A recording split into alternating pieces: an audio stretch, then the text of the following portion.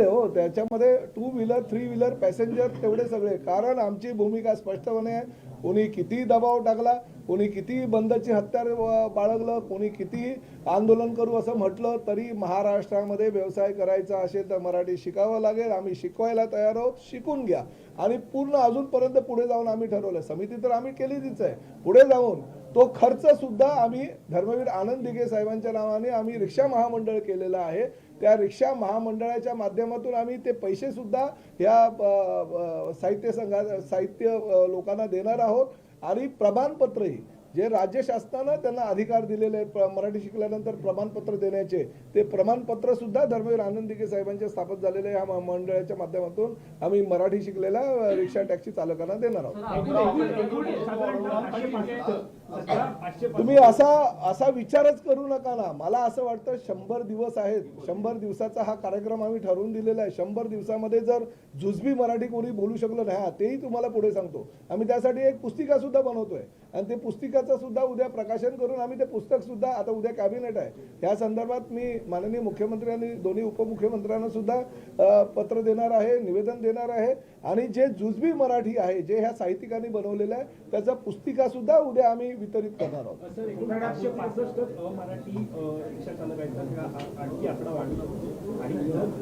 जे वाढू शकतो ना, ह्या फक्त ड्राईव्ह जो घेतलाय 3,443 मधनं ड्राईव्ह तो घेतलेला आहे. रिक्षा चालक अजून जास्त असू शकतात. आणि इथे फक्त मीरा भाईंदर रिक्षा चालक आहे, कारण टॅक्सी तिकडे जात नाही, म्हणून रिक्षा चालकांचाच घेतलेला आहे.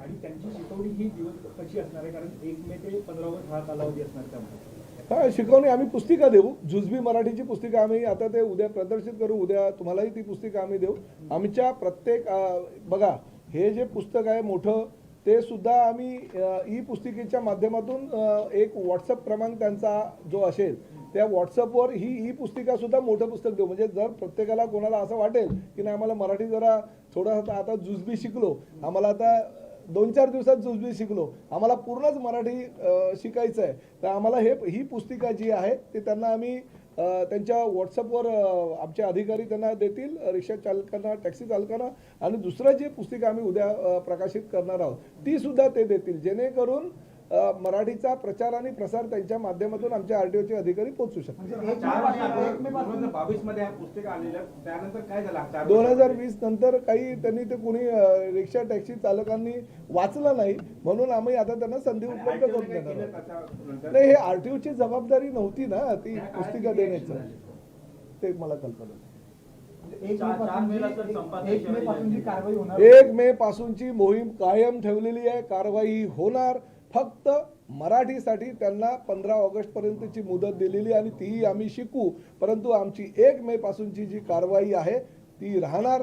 आम्हाला कळलं तर पाहिजे की किती हिंदी भाषिकांना, कारण कोणी सांगतं 15 लाख, कोणी सांगतं 10 लाख, कोणी सांगतं 5 लाख. अरे किती हिंदी भाषिक रिक्षा चालक आहे हे आमच्याकडे डाटा तर आला पाहिजे आमच्या 59 आरटीओच्या माध्यमातून. आणि सगळ्यांना आम्ही सांगितलं 16 ऑगस्टला तो अहवाल आमच्या पुढे येणार.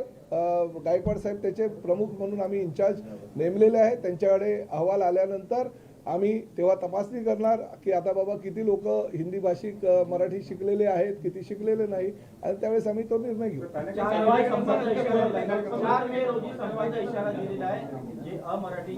नाही बघा, आम्ही कोणालाही संपाला भीक घालत नाही. आम्ही कारवाई जी रेग्युलर आहे ती करणार 1 मे पासून आणि 15 ऑगस्ट पर्यंत शिकावं तुम्ही म्हणून आम्ही प्रयत्नही करणार. पण याच्यामध्ये संप जो आहे तो मराठीच्या भाषेवर आहे, त्यामुळे तुम्ही मराठीच्या भाषेवरून कारवाई करणार आहात का उरलेले? माझं तेच म्हणणं आहे ना की आम्हाला जर त्यांनी काल आले, पहिलं तर असं तुम्ही जो संप म्हणताय त्यांनी कालच माझ्यासमोर भूमिका स्पष्ट केली आमच्या शशांक रावांनी की संप वगैरे मी करणार नाही. तुम्हाला जर आम्हाला शिकवायची संधी उपलब्ध करून देत असाल तर आम्हाला कुणाचाही म्हणजे संपाला आमचा पाठिंबा नसणार आहे. आणि काल त्यांनी बैठक घेऊन तसं जाहीर केलं आणि तसं परिपत्रकही काढलं. आणि जे नेते मंडळी काल आले होते ते सकारात्मक होते, कुणी मराठीला काल विरोध केलेला नाही.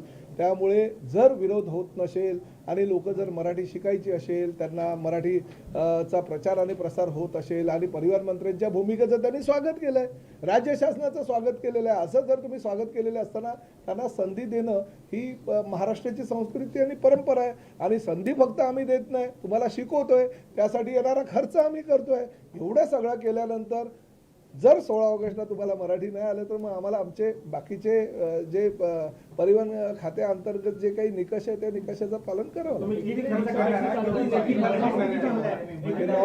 नॉमिनल आहे ते नॉमिनल आहे, काय 5-10 हजार 20,000 असेल. हो, काही 16 ऑगस्ट पासून कारवाईचे काय निकष काय तरतुदी आहेत ते आपल्या? आम्ही सगळं जर आताच तुम्हाला सांगितलं तर पुढे काय, मग तुम्हाला बातमी कशी मिळेल 16 तारखेला?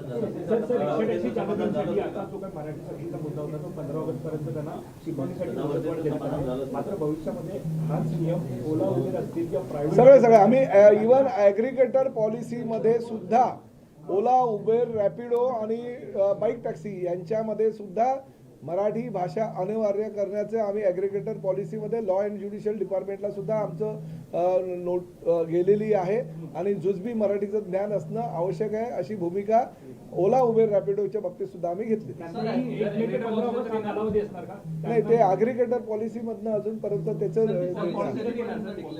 ही आता 15-20 दिवसात होईल, म्हणजे मे महिन्यामध्ये होईल. तात्पुरतं ऍप धारकांना म्हणजे कंपन्यांना तुम्ही आरटी अप्रूव्ड रेट डिस्प्ले करायला सांगितले होते. त्याची त्यांनी मला वाटतं पुणे आरटीओने 28 तारखेपर्यंत म्हणजे आजपर्यंतची मुदत दिली होती.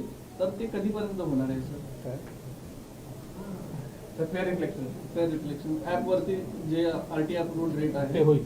त्यांच्याशी चर्चा झालेली आहे, त्याच्यासोबत एक कॉमन बैठक पण घेतलेली आहे आमच्या स्तरावरून ओके. आणि त्यावेळेस त्यांनी मान्य केलेले आहे. तर त्या अनुषंगाने आम्ही सूचना लवकरच निर्मित सर ह्याला बरेच महिने झाले ते अजूनही नाही होत बरोबर आहे. आहे. त्यांचं आम्हाला- आंदोलनही आहे कदाचित. बरोबर आहे. त्या स्टेक होल्डरशी देखील आम्ही चर्चा केलेली आहे, ज्यांनी आंदोलन केले आणि त्यावेळेस असं ठरलं होतं की त्यांचा विरोध हे बंद करायला नाहीये, त्यांचा विरोध फक्त दराच्या बद्दल होते हो, त्यांच्या. बरोबर आहे. त्यामुळे त्यांचे जे लीडर आहे ते प्लस ते जे बाकीचे स्टेक होल्डर आहेत रॅपिडोवाले यांची बरोबर आम्ही जॉईंट मिटिंग घेतलेली आहे आणि त्यांच्याशी चर्चा केली. त्यांनी प्रायमा फेसी त्याला मान्यता दिलेली आहे आणि आम्ही लवकरच ते आदेश देतो. सर आरटीओ काही व्हॉट्सअप नंबर काढणार आहे का तक्रारीसाठी, म्हणजे कुठलाही व्हिडिओ किंवा असं नाही, गरज नाही. आमच्या आरटीओचे अधिकारी आहेत सगळ्यांकडे, ते आरटीओच्या अधिकाऱ्यांचे ना व्हॉट्सअपचा एक नंबर आहे, पण गरज नाही आहे. कारण आमच्याकडे मग रेकॉर्ड येणार नाही. कारण मग लोक बोलतील व्हॉट्सअपवरनं आम्ही हे घेतो ते घेतो, परंतु आमच्याकडे ऑफिशियल रेकॉर्ड आहे. दुसरं महत्त्वाचं म्हणजे हे जे 565 हिंदी भाषिक आहेत त्यांना आम्ही आज पत्रही देतोय की आम्ही 1 मे पासून ही मोहीम करतो. त्या मोहिमेमध्ये तुम्हाला सहभागी व्हावं लागेल असं आमच्या कधी आज देतोय की उद्या आजच देतोय पत्र 565 लोकांना, जे आमच्या ड्राईव्हमध्ये ज्यांना मराठी येत नाही त्या लोकांना पत्र देऊन त्यांना आम्ही सूचना सुद्धा करणार आहोत की 1 मे पासून आमची मोहीम आहे आणि 15 ऑगस्टपर्यंत ती चालणार आहे. त्यामध्ये तुम्हाला जर मराठी शिकायचं असेल तर आमचे आरटीओचे अधिकारी तुम्हाला मराठी शिकवायला तयार आहेत. मराठीच्या मुद्द्यावर जर सरकार मागे हटत असेल तर संबंधित मंत्र्यांनी राजीनामा द्यावा असं संजय राऊत म्हणतात. म्हणजे तुमच्या नाही, मराठीच्या मुद्द्यावर कसलं मागे हटलो? अहो, तुम्ही काय केलं ना ते आम्ही करतोय. तुमचे आभार मानायला पाहिजे. तुमचे सकाळची जी पिपाणी वाजते ना ती बंद करायला पाहिजे. माझं म्हणणं, अहो तुम्ही नाही केलं म्हणून आम्हाला हे करावं लागतंय. तुमच्याकडे सत्ता होती, तुम्ही मोठे एवढे राज्यसभेचे खासदार एवढी वर्ष आहात, मुख्यमंत्री होते, तसं असताना तुम्ही करू शकलो नाही. परंतु परिवहन मंत्री म्हणून प्रताप सरनाईकनी पुढाकार घेतला. तुम्हीच तुमच्या सामन्याच्या हेडलाईनला छापताय की आभार व्यक्त करता, अभिनंदन करता. आम्ही कसलं मागे घडलो? उलट आम्ही मराठीचा प्रचार आणि प्रसार करतोय. तुम्ही जे केलं नाही ते आम्ही करतोय. कौतुक करा आमचं, म्हणून आम्ही मराठी जिवंत ठेवतोय. संघटनेच्या पाठीमागे चप्पल जाऊन काढायला गेले, त्यांनी मुळातच विरोधच का केला? आता त्यांच्यामध्ये आणि माझ्यामध्ये फरक आहे ना.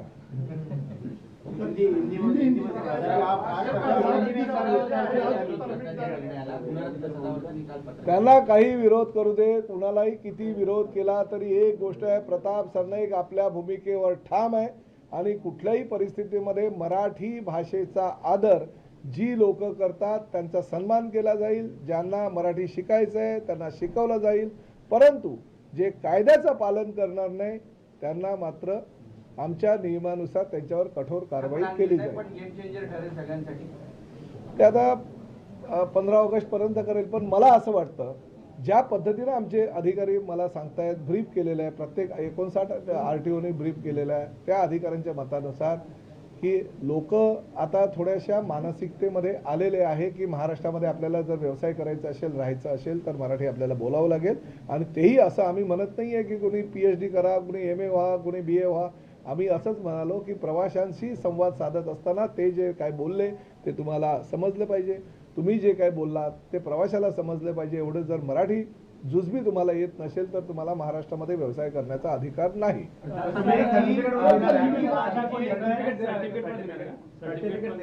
हो, मराठी शिकल्यानंतर सर्टिफिकेट पण देणार. मुंबई मराठी साहित्य संघाच्या वतीनं राज्य शासनाचं मान्यता प्राप्त सर्टिफिकेट त्यांना देणार आणि परत लायसन्स रिन्यू करत असताना ते सर्टिफिकेट सुद्धा बंधनकारक करणार. सर, हिंदी में जानना चाहेंगे, जो मराठी भाषा को लेकर कई दिनों से राजनीति चल रही है, उस पर किस तरह की मीटिंग? सबसे पहले तो मैं यही कहना चाहता हूं कि मराठी भाषा के ऊपर कोई राजनीति नहीं है. मराठी भाषा का इतिहास बहुत पुराना है. 2300 साल से भी अधिक ये इतिहास है और मराठी भाषा के ऊपर प्यार करने वाले लोग इस दुनिया में हैं. हमारा मुंबई शहर है, खासकर महाराष्ट्र है.